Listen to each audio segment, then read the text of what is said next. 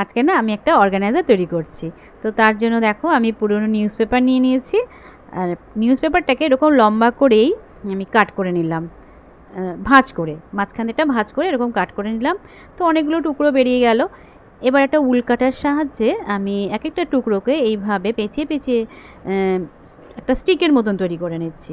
দেখতেই পেলে কীভাবে করছি। এবার দেখো কাঁটাটা বার করে নিলে খুব সুন্দর একটা স্টিক তৈরি হয়ে গেল। তো যতগুলো আমি কাট করেছিলাম পেপারটাকে, তো ততগুলোই আমি স্টিক তৈরি করে নিলাম।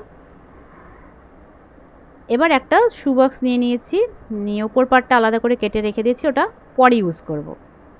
এবার যে স্টিকগুলো করে নিয়েছিলাম নিউজ পেপার দিয়ে, সেটাকে দেখো ওইভাবে মাপ মতো, মানে শু বক্সের মাপ মতন করে আমি এরকম ছোটো ছোটো পিস করে নিচ্ছি।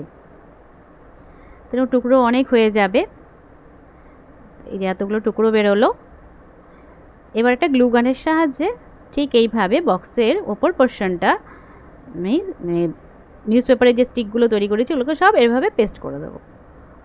এরকম করে দেখো এক একটা পরপর পরপর করে লাগিয়ে দিচ্ছি। পুরো বক্সটা আমি এইভাবে কভার করছি। তোমরা চাইলে ফেভিকল দিয়েও করতে পারো, তো আমি গ্লুগান দিয়ে করছি। গ্লুগানটা আমার খুব ইজি হয় করতে আর কি, কিছু করতে গ্লুগান দিয়ে মানে খুব চটজলদি করে দেওয়া যায় আর তাড়াতাড়ি শুকিয়ে যায় এই আর কি। তো দেখো পুরোটাই আমি কভার করে নিলাম।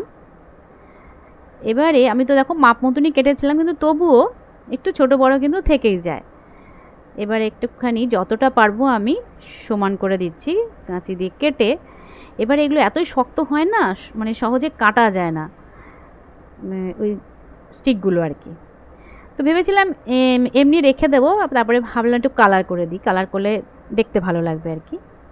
একটু শুকিয়ে নিচ্ছি। শুকিয়ে যাবার পর দেখো একটা কাপড় নিয়েছি, আর কাপড়টা বেশ কালার ম্যাচিং হয়ে গেছে আমার, ভালো লাগবে দেখতে। তো ওই মাপ মতন আমি মানে বক্সের মাপ মতনই কেটে নিলাম টুকরো করে, আর ভেতর দিকে যতটা যায় ওইভাবেই আমি কাপড়টা কিন্তু টুকরো করলাম। এবার একটুখানি আমার কম হচ্ছে, একটা আমি টুকরো জোড়া দিয়ে দিচ্ছি এবার, আর গ্লুগানের সাহায্যেই জোড়া দিয়ে নিচ্ছি। এবারে দেখো এই গ্লুগানের সাহায্যে জাস্ট ওপর পোর্শনটা মানে একটুখানি গ্যাপ রেখে এই গ্লুর সাহায্যেই কাপড়টা আমি চারিদিক থেকে এইভাবে র্যাপ করব, ঠিক আছে। তো যতটা মানে কাপড় নিয়েছি মাপ মতো ঠিক ততটাই রাখবো, আর এইভাবে কাপড়টা পরে আমি দেখো উল্টে ভেতর দিকে দিয়ে দেবো। তারপর উপরে যে দেখো এবড়ো খোবড়ো ব্যাপারটা রইলো সেটা কিন্তু আর দেখা যাবে না, দেখতে ভালো লাগবে, তাই না। তো এই গ্লুগানের সাহায্যে আবার কাপড়টাকে চারদিক থেকে পেস্ট করে দিলাম। এবারে শু বক্সের যে ওপর পোর্শনটা ছিল তো সেটাকে আমি ভালো করে মানে সমান করে কেটে নিলাম। কেটে নেওয়ার পরে আবার এইভাবে কাপড় দিয়ে পেস্ট করে নিচ্ছি।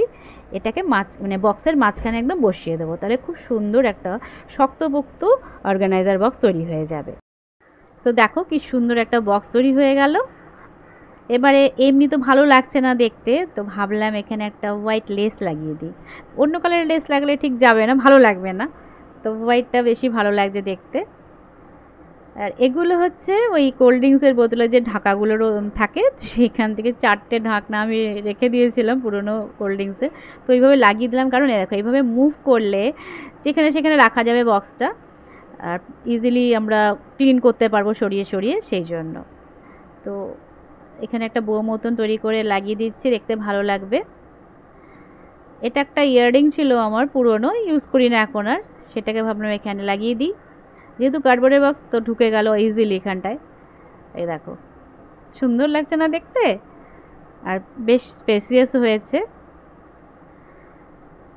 এইবারে এই দিয়ার ঘরে যে ড্রেসিং টেবিলে রয়েছে সেখানে ওর এইসব পারফিউম রাখা ছিল পুরনো একটা অর্গানাইজারের মধ্যে, তো ওটাকে আমি সরিয়ে দিচ্ছি আজকে। সরিয়ে আমার হাতে করা যে অর্গানাইজার তৈরি করলাম সেটাই এখানে রাখছি। এবারে যতগুলো পারফিউম রয়েছে এখানে সমস্ত আমি এখানে রেখে দিচ্ছি, পুরোটাই হয়ে যাবে কারণ অনেকটাই স্পেসিয়াস আর কি হয়েছে। তো দেখো পুরোটাই কিন্তু ধরে গেল, সবটাই এখানে তোমার হচ্ছে ওই পারফিউম আর কি। তো দেখো কত ভালো লাগছে, সব ফেলে দেওয়া জিনিস দিয়ে কত সুন্দর একটা অর্গানাইজার বক্স তৈরি করে নেওয়া হলো আর কি।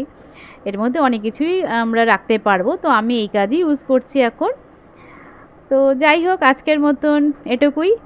আবার দেখা হচ্ছে এরকমই নতুন কোনো ব্লগে।